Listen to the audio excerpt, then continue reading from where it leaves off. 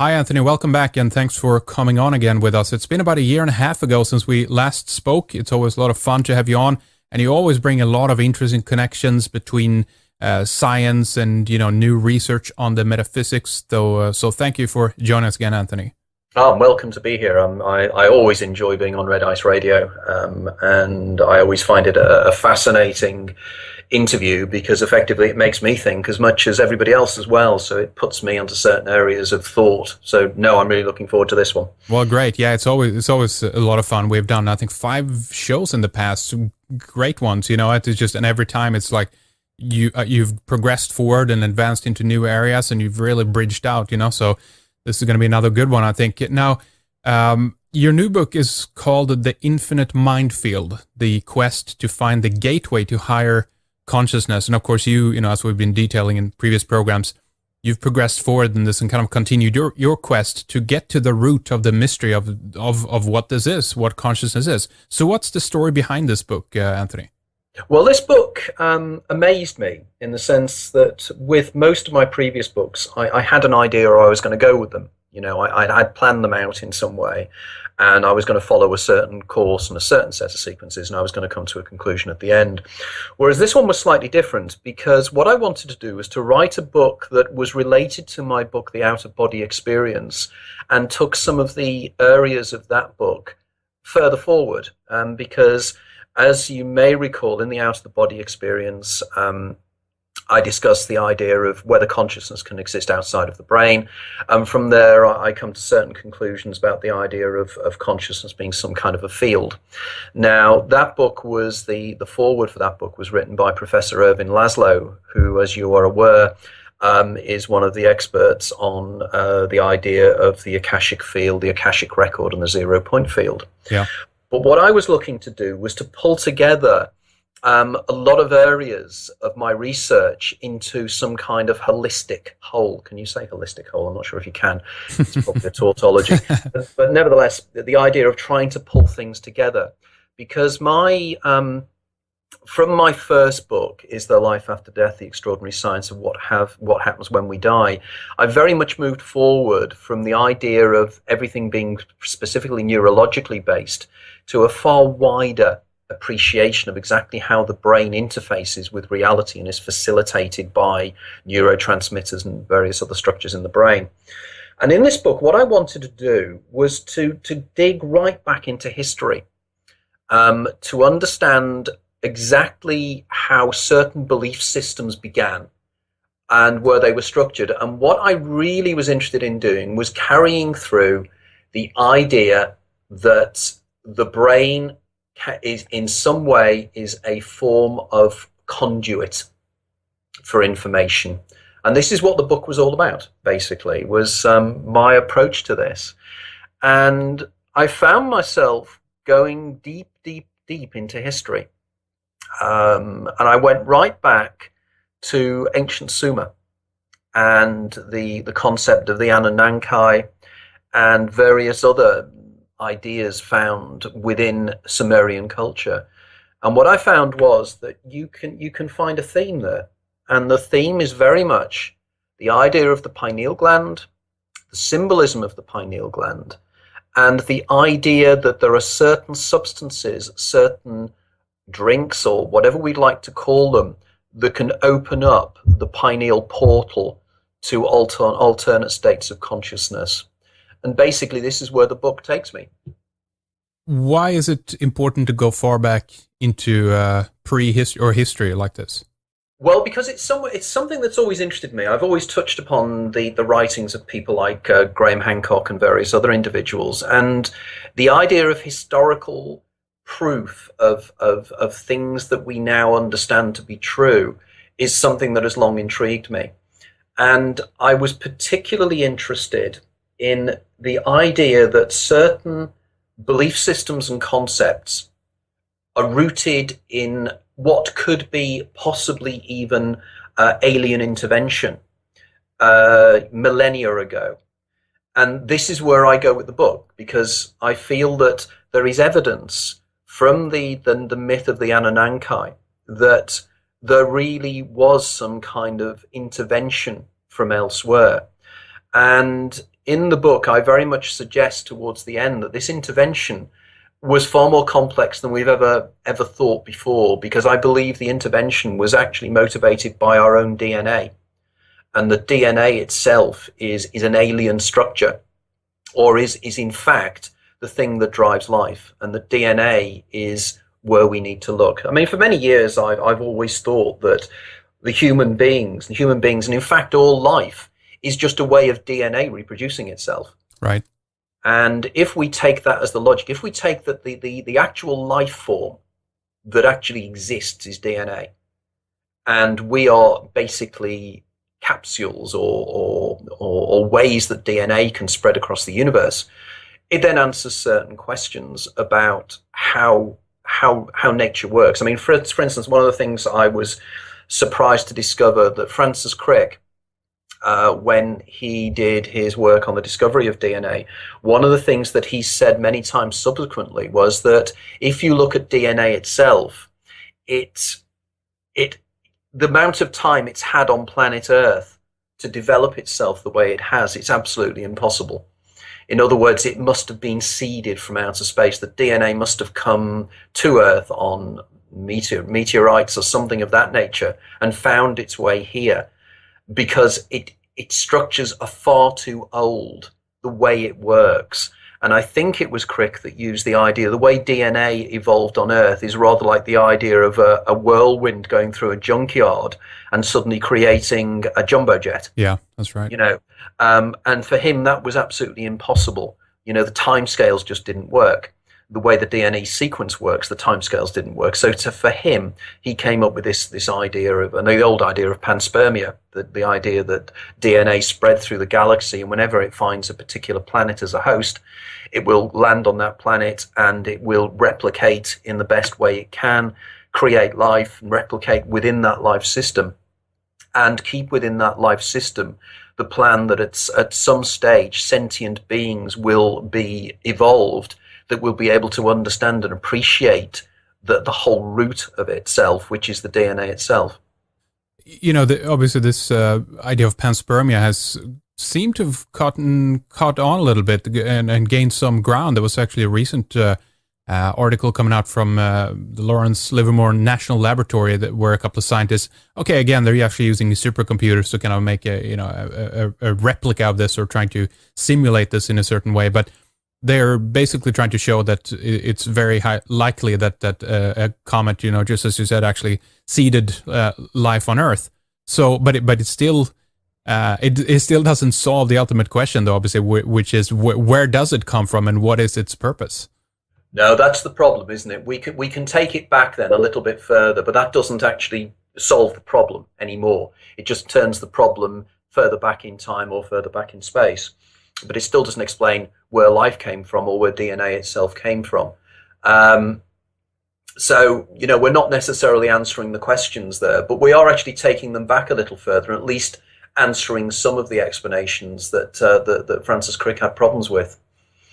So, also, if we go back into history and look at myths, look at stories and everything else, is there anything that indicates that they actually had a better understanding in the past as opposed to what we have today with all our science and everything, No, I believe so, and I think a lot of the symbolism that you find within sacred geometry very much suggests that this was the case, because one of the things that surprised me was the way in which you can trace the ideas of DNA and, in fact, more importantly, the role of the pineal gland in the facilitation of information. You can take that right back and you will see it within the symbolism of sacred geometry. For instance, one of the things that quite amazed me was that I had long chats with a lady called Patricia Awan, or Awan, I'm never quite sure how you pronounce her surname, but I think she's been on Red Ice before. She's the lady that runs the Kemet School of chematology. That's right, yeah. Luxor. And she and I had quite a few discussions on this idea of ancient wisdom. And she pointed out to me that the symbol of the pineal gland, the symbol of DNA, can be found within the temples of the various temple complexes.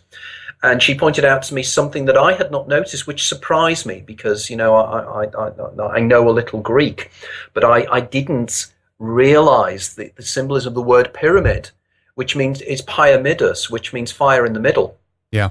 Now, if you look at the location of, I think it's the Queen's Chamber in the Great Pyramid, you will notice that it is located in a position that is almost equivalent to where the pineal gland would be in the brain. Now, quite interesting from this is that after writing the book, I met up with a lady called Serena Roney Dougal, Dr. Serena Roney Dougal, who wrote an amazing book of many years ago about the pineal gland symbolism and various other things. And when I met her, she told me a story of what happened to her when she was younger in the early 1970s. She took herself off effectively on a journey across Europe down to Ethiopia. And en route, she stopped off at Cairo. And in those days, you could access the pyramid complex quite easily. There wasn't the level of security there is now. And she took herself off into the Queen's chamber. She actually managed to get in it on her own early one morning because she found she had around about 6 or 7 hours to kill before her train left to go south. And she said she went into the Queen's chamber and she sat there for about 10 or 15 minutes just taking in the atmosphere and everything else. And she felt very curious and very, very strange. And then she came out of the Queen's chamber and looked at the sun, and it was late afternoon. She'd been in there for hours and hours and hours, but as far as she was concerned, she'd only been there for about 10 minutes. And she said to me this was one of the strangest experiences of her life, and she never fully understood exactly what had happened there. But it was as if she'd gone into some other time space. And effectively, this again very much supports the idea of the mystery of the symbolism of the buildings and whether the buildings themselves were created in such a way to not only reflect the location of the pineal gland itself, but again, if you look at some of the temples in Egypt, they also symbolize the Ida of the Pingala, the twin lines where the Kundalini experience goes up the spine. So suddenly we then see the symbol of the caduceus, and effectively, if you look at the caduceus, you'll have twin snakes going up a central pillar, which effectively is based upon the staff of Osiris. And then if you look at the symbolism of the staff of Osiris, what you actually see is at the top of it, you will see the two snakes come together, and there is a circle between two wings. Now, the two wings, if the two wings are symbolic of the left and right hemispheres of the brain, we then have to wonder what is the symbolism of the disc that holds them together. But if you look at the physiology of that, it's a symbol of the pineal gland. So yet again, we have this pineal gland symbolism going right back into history. Now, again, if you look into the writings of Manly Hall, the historian of Freemasonry, and you look at his writings on it, he again makes exactly the same links, and he suggests that the staff of Osiris can be taken right back to the staff of Hermes, and the idea of the pineal gland as some kind of a gateway to greater understanding of what we are and who we are. Now, again, I know I'm sort of bouncing off into various areas, but there is a pub in the centre of London called the Hercules Pillars. Now, I used to drink in the Hercules Pillars many, many times when I was younger. When I lived in London in the mid-70s and the early 1980s, this was one of my favourite pubs. Mm-hmm.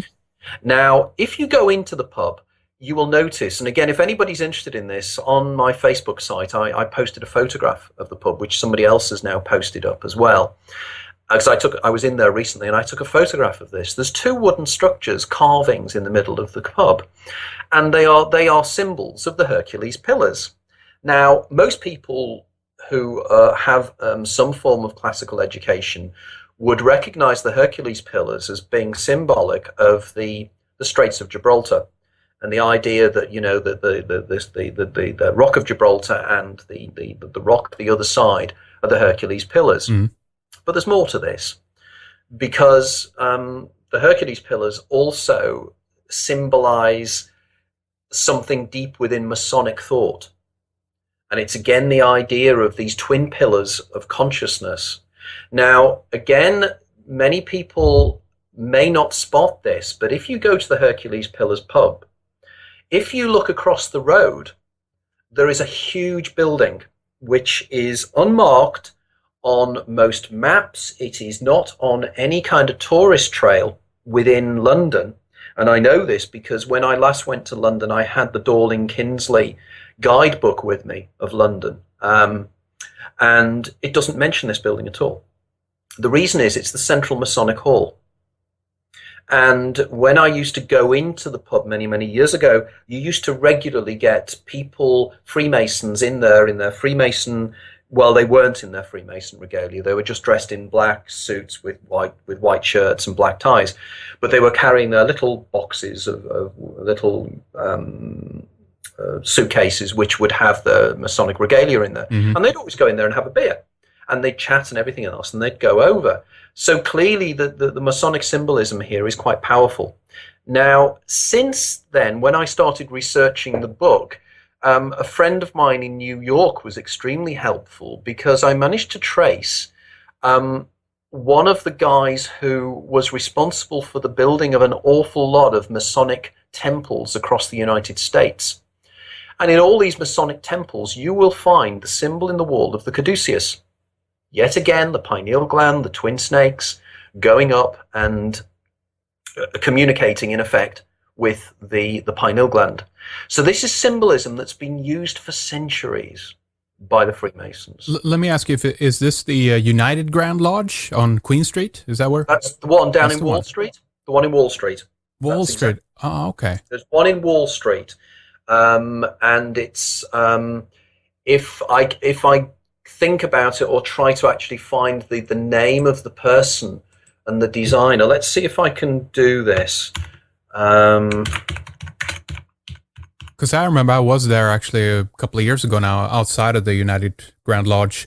They were doing some reconstruction at that point, but I try to remember if I actually was actually close to the bar you're talking about, but I can't recall it right now anyway. But it doesn't matter. Right, I can't find it at the moment, but maybe as we go later on, I will try to see if I can find something more on this within the book. But that's interesting. It's I have noticed that as well. That actually we have another. There's another bar, in Gothenburg, even what that Masonic hall is close to it, called the Golden Days, and it seems to have also kind of symbolic significance of ages gone past, the golden days, right? So this seems to be quite common. You have restaurants and bars and things like that in the area that is kind of tied to the Masonic hall, maybe more indirectly than directly. But what's the significance of this? Why is this important? Well, I believe that the Masons, one of the things that Masons are always working on, or from what you read about Masonic belief systems, and I have got one or two friends who have been in the past high-ranking Masons and have given me various clues on this, is that one of the main features of Masonic thought is the role of the pineal gland. So I think this is again sort of symbolism in clear sight, that they're very much giving the message that this is the whole background to Masonic belief.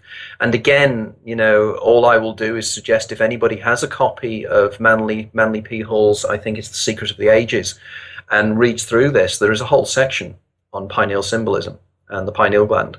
So clearly, that there is a lot to this. Now, for instance, going back to Patricia's idea of the pyramidus, the eye in the middle, if you look at the American dollar, and you look on the back of the American dollar, you have the pyramid, and in the pyramid you have the eye in the middle. Sure. So, and we know that many of the founding fathers of the United States were Masons, and again, the Masonic symbolism on the dollar clearly shows that this is what we believe is happening here.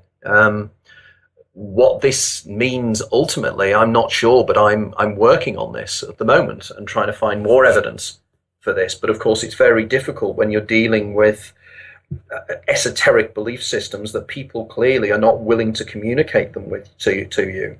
But I think that most secret societies and again, I've got contacts with individuals who are in various secret societies, say that this is what it's all about. And in fact, again, if you look into the symbolism of the search for the Holy Grail, I suggest in the book that the Holy Grail itself is in fact the pineal gland, and you're looking inside yourself to find the Holy Grail. And indeed, somebody recently pointed out to me that there is the castle at Wewelsburg in Germany. Mm-hmm. Yeah, I've been there too, actually. Yeah. Right. And again, if you look at the layout of the castle at Wewelsburg, you will see that it's a spear, and it's the spear of, is it Longinus? The spear of Longinus, the spear that supposedly was placed in the side of Christ when he was on the cross. Right. Yeah. This is all symbolic of something far greater, because if you look at the actual plans of Wewelsburg Castle from a distance, the spear is going into the center of what looks like a head. The shape of the castle walls and everything is like a head, and the spear is going straight into an object that is located at the center of the head. It's the pineal gland. Huh. So again, we have this symbolism. Again, this is something I only touch upon in my book, but I know that William Henry, one of my associates and somebody I've been interviewed a few times by, William very much in his work writes about this idea of the pineal symbolism within esoteric German beliefs and the whole SS order. Again, it was as if they were all very much into this kind of thing, and it goes back century after centuries. And from there, I mean, what I do in the book is I take you along a journey that I follow in the book from ancient Sumer along the Silk Road. And from ancient Sumer, I move into the belief systems of Zoroastrianism. And if you look into Zoroastrianism and the belief of the individuals, and of course Zoroastrianism is probably the oldest monotheistic religion in the world, but it is. Mm. And if you follow this through, you'll know that the Parsis, who now live in the Bombay area in India, are in fact the original Zoroastrians. And the belief systems they have, if you start looking for the clues, you will suddenly find that what is sacred to the Parsis is the pineal gland. In fact, this is why they wear they wear headdresses, and there's a particular headdress they wear, and they do that to actually. It's called the. They know the pineal gland as something called the AP, and the headdress that they wear is to protect the AP from sunlight. In other words, they actually wear this across their heads to protect the pineal gland. And of course, it's then intriguing as to why it is that they feel that there's need to protect it against sunlight. And what you find is that it's because there is a linkage between the pineal gland and inner light, which again I touch on in the book. And it's the idea here that you have you can achieve this through darkness, basically, by actually closing your physical eyes. Well, the pineal gland could be seen as a physical eye too, but your two operational physical eyes, because I go back to some of the other many older initiatory cults. Even the cave dwellers seem to have some part in this as well when it comes to how they were in complete darkness. Allegedly, they talked about some of the cave paintings in Lascaux and some other places, that some of these might have actually been done in the complete darkness, if you will, even under hallucinatory substances. I don't know about that, but it could be something to that, Anthony.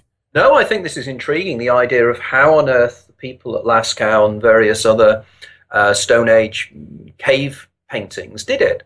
And there's some kind of argument that they possibly could have done it with mirrors and reflecting light down into the caves. But sometimes this doesn't necessarily make sense if there was some form of inner light that they could use to illuminate outwards. Now, again, I'm jumping a little bit here, but I'm working with and receiving papers from a gentleman called Istvan Bokken, Dr. Istvan Bokken, who's a researcher in Hungary. And Istvan has been doing a series of work in terms of inner light and bioluminescence and the the body giving off light. And around about 18 months ago, I think it was, I may stand corrected on this, but Istvan produced a paper that he had proven that biophotons are actually projected from the eye outwards into the external reality. And he proved this with frogs' eyes. And he's now working on the evidence that this is the case for the human eye as well. Now, this reminds me of a very, very famous picture that was used by Descartes to explain how we perceive the outside world. In other words, they believed that there was a projection from the eyes into the external world, and this is how we perceived reality. Now, we all know that Descartes was also fascinated by the role of the pineal gland. Now, here we have a kind of an interesting synergy about the idea that light is inward. There's external light and there's internal light. And the internal light is the internal light that illuminates our dreams. It illuminates us when we have near-death experiences. It illuminates when we have out-of-the-body experiences, remote viewing. The list goes on and on. Because, of course, there is the inner mystery of exactly what illuminates the world we exist within when we're in dream sequences. Now, in the book, I suggest that this light, this inner light, is in fact processed by the pineal gland and drawn up by the pineal gland from the 0 point field, which again is something we can touch upon later. But going back to the darkness idea, this very much links with the pineal gland again, because we know that the one thing that is known about what the pineal gland and the function of the pineal gland is to excrete or create melatonin. Yeah. Now, we know that melatonin is the effective drug that sends us to sleep. It's the idea that, that it is released in certain ways and it makes us relax. That's right. Now, the mystery has long been as to how the pineal gland knows that darkness is happening. It's all well and good to say that the pineal gland realizes it's going dark and then excretes melatonin. But how can it? It's located right in the center of the brain. It's in complete darkness there. It has no abilities to process or understand how light and darkness are taking place. And the reason it knows it is it sits right above the optic nerve. So above something called the optic chiasma. So effectively, it must be able to pick up information, electronic information, because of course, when the eye perceives light, at the back of the eye, the retina and the rods and cones convert light waves into electronic impulses, which are then sent to the back of the brain to the visual cortex. And then the visual cortex reconverts those signals into what we perceive as visual images. But of course, those visual images are not the visual images that hit the eye. They're not the photons that hit the eye. The visual world that we perceive internally is actually created by the visual cortex from electrical signals that are transferred down the nerves. I think we talked about this last time, but it's just so fascinating, this idea that nothing of external physical reality actually is, how can I put it, touching our inner world, if you will. There's like a space here. There's a disconnection. It's only an image of it, we could say. Well, there's even more of a disconnect here, because I think we may have discussed this last time, but forgive me if we did. But effectively, the idea that somehow we perceive reality directly is something called naive realism. It's the idea that we perceive, whatever we perceive is what is really out there. It's an absolute facsimile of what is out there. And there's a term I came across recently, which I really liked, called electromagnetic chauvinism. And it's the idea that because our eyes perceive, and in the book I do an analogy of this about the electromagnetic spectrum, which a lot of people have really liked. People have picked up on this quite incredibly. Yeah. I tried to get across to the readers just exactly how small a part of the electromagnetic spectrum we perceive visually. And I realized that the analogy I could use was the Mississippi River. Now, the Mississippi River is around about 6,000 miles long, starts up in a little lake in Minnesota, and then it actually comes out in the Gulf of Mexico. But if the electromagnetic spectrum was considered to be the length of the Mississippi River, from the extremes of one extreme of the electromagnetic spectrum to the other extreme of the electromagnetic spectrum in terms of its vibration or its wavelength. The visual, the area of the universe that we see through light would be an inch of the river somewhere south of Hannibal, Missouri. That's all we see. However, there are other animals, there are other creatures that perceive other parts of the electromagnetic spectrum in a very different way. I mean, bees see into the infrared, so therefore they perceive things in a very different way. The way bats see using echolocation. And they believe that the echolocation, when bats use echolocation, it actually gives them a physical, visual capacity of understanding the world around them. Now, again, there was a very famous essay written many years ago called What It Is to Be a Bat, what it would like to be a bat. And again, it's the idea of how we perceive things. But that small bit is what we perceive to be reality. But it gets stranger, because effectively most people naturally believe that the light waves that hit the eye are the light waves that create the reality we see. But it's more than that, because when a light photon moves and hits another light photon or hits an electron, what happens is it hits an electron, causes the electron to excite and give off another electron. In other words, it hits an atom, and the electrons are in particular orbits. Well, supposedly that's the general model as we try to understand it. But effectively what happens is light hits an atom, excites an electron, the electron sucks in that photon and gives off another one. So it can change its orbit around the nucleus. Which now means that if you think about it, as the light waves hit the lens of your eye, it's hitting something physical, which means that it's the atoms in your eye and the electrons in the atoms of your eye that take in that photon and give off another one. Now, when it gets into the eye, there's something in the eye called the aqueous humor. Now, this is a solid mass of jelly. So each time the photons are going through, all the time, the photons that are being hitting the atoms in the aqueous humor are being transferred into other photons. So the photons that get to the back of the eye are not the photons that started the journey in the first place. Yeah. Indeed, even when you look through a mirror or a window, the photons that are hitting one side of the mirror or the window are not the photons that are coming through the window. Because they can't be, because of course they're hitting the atoms in the window, and that they're giving off more and more. Then we get to the conversion into the electrical signal, which then ends up in the visual parts of the brain, which then recreates everything.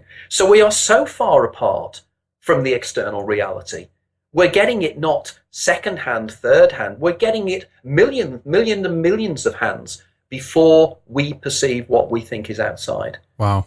Yeah, that speaks volumes about reality and what we think it is, and also the internal play of how things are. Just playing a simple game of telephone. How stories and reality is perceived differently because not only of the inner environment, because of this passed down that you're saying. But I would be interested in knowing more about the brain. I mean, there is a lot of fascinating work being done right now in neurology and mapping the brain, basically the neural network, and then trying to recreate it in computers and everything else. And I think as this work continues, I think we're going to learn a whole lot more about how things actually work in the brain. I mean, even for example, would be interesting to know how, if there's anything connected to the pineal gland in terms of activity, if there are signals actually going through, or just basically how it's hardwired in there. Oh, it's more than that at the moment.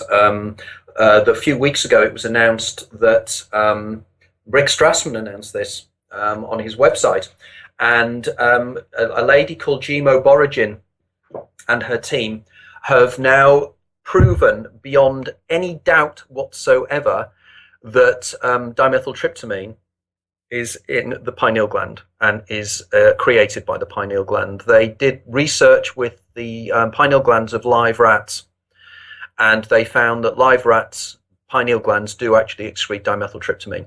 Because now, this was, sorry to interrupt, but this was more, I mean, the first release, at least, of this book, this was a speculation, I think, at that stage. And it wasn't actually determined yet, correct? So now there's been more proof to this then. One of the main criticisms, or one of the main admissions that Rick has made, is that up until that stage, there was strong evidence to assume that the pineal gland excreted dimethyltryptamine, in the sense that there are, it's been found in the blood. I think it's been found in the spinal fluid, and therefore it is fairly logical to conclude that it will be found in the brain. Purely and simple, and of course they have found DMT in the brain, but it's in the brain of somebody who is dead. So it's dead brain material. They've found DMT. They've never actually found DMT in a living brain.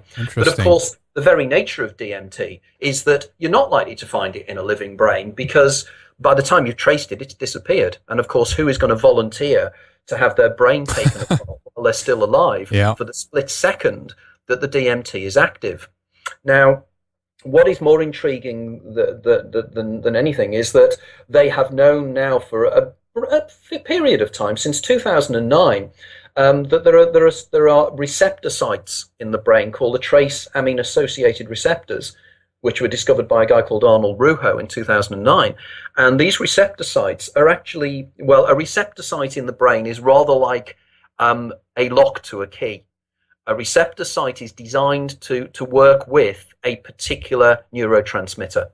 Now, the TARS receptors are designed to work with dimethyltryptamine. It is clear that they are. So here we have the receptor sites without the proof of why the receptor sites are there. And the receptor sites would only be created within the brain if they were there to act as receptors. Now, what gets more intriguing is that Jimo Boragin and her team have also become famous, very famous, for something else. And in fact, I was in contact with Jimo on Facebook recently regarding this. And her team found that, again, with live mice, I think it was in this case, it might have been rats again. And they actually use rats' brains and rodents' brains, because in many structures they are very, very similar to the human brain. It may sound crazy, but apparently there are reasons why they use rodents' brains. And they did a series of tests where they, awfully, I think, in many ways, they killed a rat.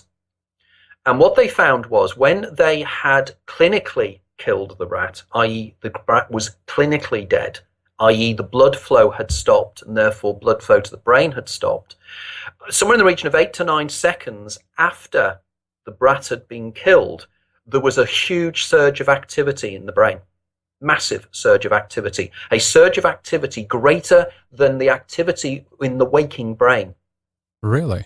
Yeah, now this means this is the near-death experience. Now, a lot of materialist reductionists got hold of this and said, wow, we've just proven that the near-death experience is related to brain activity. Right, yeah. Which it is. I mean, I, for one, have never said it isn't. But what they're missing the point is that when you are dying, time slows down. So for you, 10 seconds of brain activity could be a lifetime of brain activity. Okay? How do we know that it slows down? It's to do with the release of a substance called glutamate in the brain. And glutamate is known to slow down perception. Now, again, you have information from people who have near-death experiences, or indeed are in any form of high level of stress. The glutamate is released, and the one thing that people describe again and again and again is time slows down.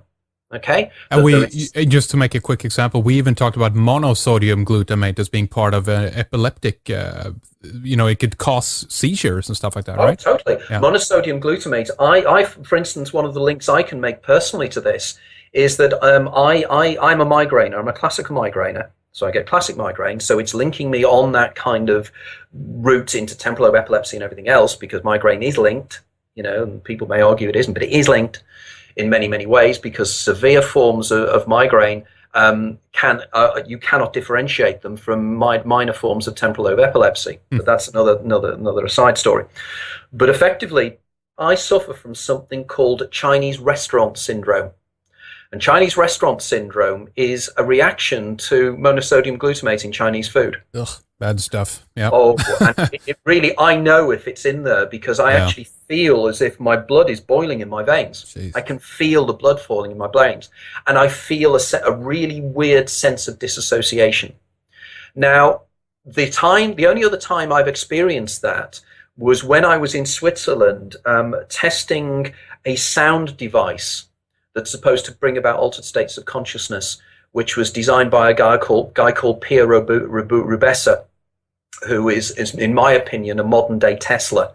This guy is amazing. He's got notebooks and everything else. And again, he claims that he was actually abducted when he was a child, or it's something to do with aliens. It's something to do with, he has all these notebooks. I'm hoping to write a book with him at some time in the future because he's an interesting character. He's already agreed to write a book with me. So it's just a matter of thinking about how we're going to do this. But he has all these notebooks and he has these inventions. He's a multimillionaire. He invents things and he makes money out of them.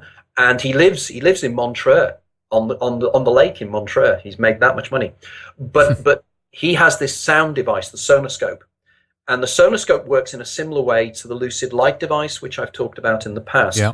But when I used the sonoscope, one of the effects I had was exactly like it was monosodium glutamate. And of course, it was generating a glutamate flood in my brain. It was actually releasing glutamate within my brain. But going back to the slowing down of time, people, when they have near-death experience, as I say, the time slows down for them. Now, recently, and again, extremely recently, an article was published in, and I'm not sure which magazine it was, but it was all over the British press, literally last week, and they've now proven that the reason that flies, you can't hit them or catch them in the way you can is because their metabolism works much, much slower than ours, much, much faster, I should say. So in which case they perceive the world much slower than we do. And that's why we look incredibly slow and lumbering creatures. And that's why you can never hit a fly, because the fly is looking up at your hand coming down and it's looking at it for weeks. And it's going, oh, when's it going to come down and hit me? And then it goes, oh, I must go now. And it flies off. Now, if this is the case, this explains why it is that smaller animals with higher metabolic rates live shorter lives. Yeah. They don't. They live exactly the same as far as they are concerned in their own perceptions. They live 70 years. A mayfly lives 70 years in a day. This is because of the way their brains work. Again, this has been scientifically proven. Now, if this is the case, this shows that time perception, which I discuss in my book, The Labyrinth of Time, is completely to do with how you feel, how your metabolic rate runs. At the point of death, the metabolic rate goes crazy. Because you go crazy. It just goes through the roof because it does. You're dying. That's what it does. That slows down time.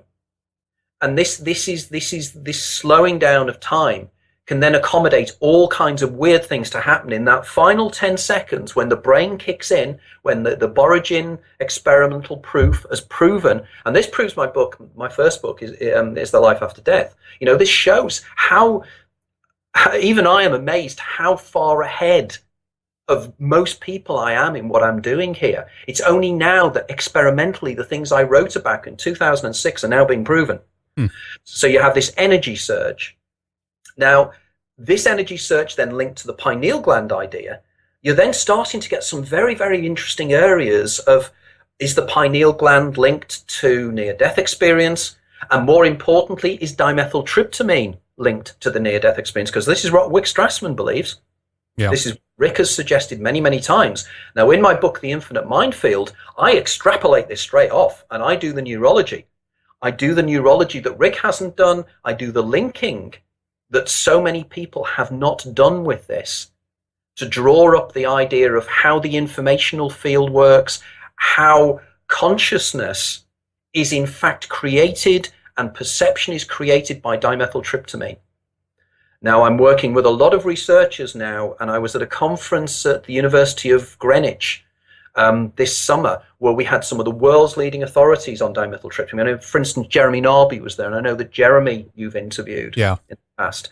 Now, you'll know from Jeremy's work that Jeremy, in his book, The Cosmic Serpent, suggests that DNA, again, in a similar way to myself, that DNA is rooted in some way with consciousness and everything else. I spin that out to dimethyltryptamine. I spin that out to a lot of interesting areas. And I believe this is how consciousness functions. This is how consciousness works.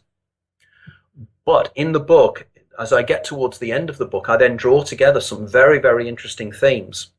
Because one of the major researchers in the field of dimethyltryptamine is a guy called Martin W. Ball. I think you've interviewed Martin as well. No, I've not. You must.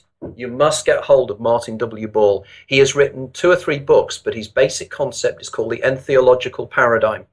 Martin is an anthropologist and an expert on ayahuasca. His model of reality is that we are all one single entity experiencing itself subjectively, the Bill Hicks idea. Right. Okay? Mm-hmm. Now, I've introduced Martin W. Ball to another researcher called Bernard Heich, who is an astrophysicist working at Menlo Park. Bernie has written a book called The God Theory. And again, he's somebody you need to get on as a guest. The God Theory also presents the scientific, cosmological, zero-point field model that we are all one consciousness experiencing itself subjectively. So here we have an anthropologist and an astrophysicist, and I've introduced the 2 of them. So we're working on something together. I've interviewed both of them on my TV on my radio, on my own programs, and also on top of that, I've re-facilitated the communication between Professor Bernard Heich and Professor Irvin Laszlo. And a few weeks ago on the ions shift, myself, Laszlo, and Heich discussed a lot of these theories as part of a training course for people in the shift movement. So this is really working, and effectively the infinite mind field is pulling this all together. Again, I've rushed through rather a lot of the information purely because there is so much in there. There is so much in that book. It's astounding. Very interesting. I wanted to ask you about basically the gray matter in the brain and what that is, and how consciousness is connected to this blob. But I think it doesn't end there, because it might not only be there. As you are talking about metabolic rates, metabolism connected to the gut, digestion. We have the drinking of ayahuasca substances, etc. There has been suggestions that the gut is part of it in some way. That our gut actually is what they've called the second brain. Because of the nervous system that is actually part of that. It's been called the enteric nervous system, I think. What if it's a 2-pronged thing? What if there's multiple parts within the human body that together is, creating the whole experience, right? Because we can't just isolate it to the brain and that's it, correct? No, absolutely. I mean, it is profoundly naive to believe that because we can do PET scans of the brain, and the PET scans can mirror brain behaviors or thoughts or feelings, that you're actually measuring the thoughts and feelings. I use the analogy that I can open up a radio, an old valve radio, and I can see the valves lighting up and everything else. That's not telling me where the signal's coming from. All it's telling me whereas the valves are lighting up. And again, I've used the analogy in the past, which is not original, but the wonderful analogy of trying to find consciousness in the brain is like trying to take a motorcycle apart to find speed. You're looking for the wrong things. And that we can map the brain. We're mapping how consciousness affects the brain, not how the brain is affecting consciousness. And this is the massive issue here, that, as David Chalmers, the Australian philosopher, said, it's the hard problem of science. How can, as Ramachandran, one of the world's most famous neurologists, said in a Reith lecture, I think in about 2003, when he turned around and he said, how can dollops of jelly with electrical impulses running through them in my brain create the concept of the feeling of red, the concept of pain, the concept of hate or fear, of memories and personality? And of course it can't. It's a leap of faith. So there has to be an idea that there is a field of consciousness out there, and we attune into that field like a radio station, or a radio attunes into a field of radio waves. Now, again, Irvin Laszlo does this model with his Akashic field, and his idea that there is a field of energy that is equivalent to the 0-point field, which contains encoded within it everything that ever has been and everything that ever will be. So therefore, everything that is drawn up by elements of the brain, possibly through the DNA, maybe even through the DNA into the microtubules, into the brain, and then into various ways to create the reality that we think is external reality. So in other words, it's drawn inside us. It's a holographic process, and consciousness is just a tip of a wave of this huge ocean of consciousness. Yeah. Well, I want to ask you more about this in the second here, Anthony. I think we should take a break here. At this point, it's fascinating and so much more to discuss and tie together. Before we do that, though, let's talk a little bit about your websites and, of course, where people can pick up both previous copies of your book and then the latest one that we're talking about here right now, The Infinite Minefield. Yeah, right. In terms of The Infinite Minefield, at the moment, the book has been released in America and in the UK, but at the moment, there's a slight delay in people ordering the book in America or overseas. So if anybody wants to buy signed copies of this book at bookshop prices, the only thing I will charge you is the postage and packing. If you go onto my website, there's instructions via PayPal how you can order copies of the book directly from me, and I will guarantee I will get them to you. I will send them off the day that I receive the order, and these books will be numbered. So I'm planning to number the first 500. So you'll get a personal copy, a personal signed copy with a dedication and a numbered copy. And this will only be for the first 500. So if you want one of these for a friend or for Christmas, just contact me at www.anthonypeak.com. That's www.anthonypeak.com. Also, if you look me up on Facebook, you'll find me on there. And also, I've now set up Facebook sites for the books. So each of my books has now got its own Facebook page. So you can go on there and you can discuss till the cows come home the ideas and the thoughts and feelings you have about my concepts. So get on there, look me up on Facebook, and literally just put in the name of The Infinite Minefield on Facebook, and you'll find the Infinite Minefield Facebook site. Go on there and just discuss the book. I need your ideas. I'm working on this, and I'm not working alone, but I need proof of things that we now understand to be true is something that has long intrigued me. And I was particularly interested in the idea that certain belief systems and concepts are rooted in what could be possibly even alien intervention millennia ago. And this is where I go with the book, because I feel that there is evidence from the myth of the Anunnaki that there really was some kind of intervention from elsewhere. And in the book, I very much suggest towards the end that this intervention was far more complex than we've ever thought before, because I believe the intervention was actually motivated by our own DNA. And the DNA itself is an alien structure, or is in fact the thing that drives life. And the DNA is where we need to look. I mean, for many years, I've always thought that the human beings, and in fact all life, is just a way of DNA reproducing itself. Right. And if we take that as the logic, if we take that the actual life form that actually exists is DNA, and we are basically capsules or ways that DNA can spread across the universe. Hi, Anthony. Welcome back, and thanks for coming on again with us. It's been about a year and a half ago since we last spoke. It's always a lot of fun to have you on, and you always bring a lot of interesting connections between science and new research on the metaphysics. So thank you for joining us again, Anthony.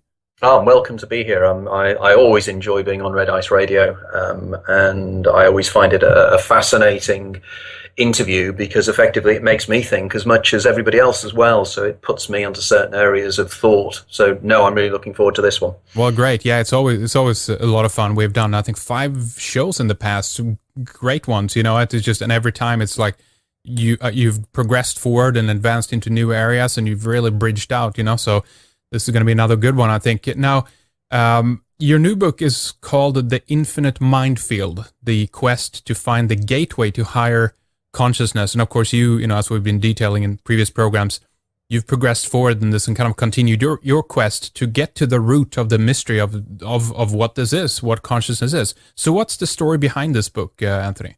Well, this book amazed me in the sense that with most of my previous books, I had an idea or I was going to go with them. You know, I'd planned them out in some way, and I was going to follow a certain course and a certain set of sequences, and I was going to come to a conclusion at the end. Whereas this one was slightly different, because what I wanted to see how certain belief systems began and where they were structured. And what I really was interested in doing was carrying through the idea that the brain is in some way is a form of conduit for information. And this is what the book was all about, basically, was my approach to this. And I found myself going deep, deep, deep into history.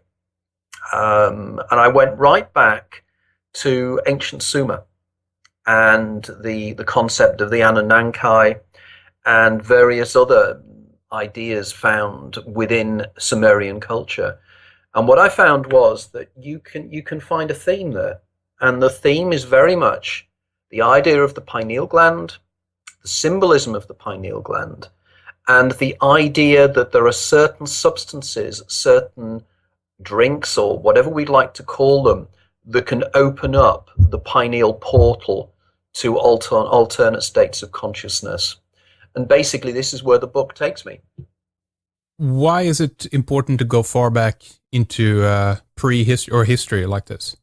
Well, because it's something that's always interested me. I've always touched upon the writings of people like Graham Hancock and various other individuals. And the idea of historical to do was to write a book that was related to my book, The Out-of-Body Experience, and took some of the areas of that book further forward. Because as you may recall, in The Out-of-the-Body Experience, I discuss the idea of whether consciousness can exist outside of the brain. From there, I come to certain conclusions about the idea of consciousness being some kind of a field. Now, that book was, the foreword for that book was written by Professor Irvin Laszlo, who, as you are aware, is one of the experts on the idea of the Akashic field, the Akashic record, and the 0 point field. Yeah. But what I was looking to do was to pull together a lot of areas of my research into some kind of holistic whole. Can you say holistic whole? I'm not sure if you can. It's probably a tautology. But nevertheless, the idea of trying to pull things together. Because from my first book, Is There Life After Death? The Extraordinary Science of What Happens When We Die, I very much moved forward from the idea of everything being specifically neurologically based to a far wider appreciation of exactly how the brain interfaces with reality and is facilitated by neurotransmitters and various other structures in the brain. And in this book, what I wanted to do was to dig right back into history, to understand exactly. It then answers certain questions about how nature works. I mean, for instance, one of the things I was surprised to discover that Francis Crick, when he did his work on the discovery of DNA, one of the things that he said many times subsequently was that if you look at DNA itself, the amount of time it's had on planet Earth to develop itself the way it has, it's absolutely impossible. In other words, it must have been seeded from outer space. The DNA must have come to Earth on meteorites or something of that nature and found its way here, because its structures are far too old, the way it works.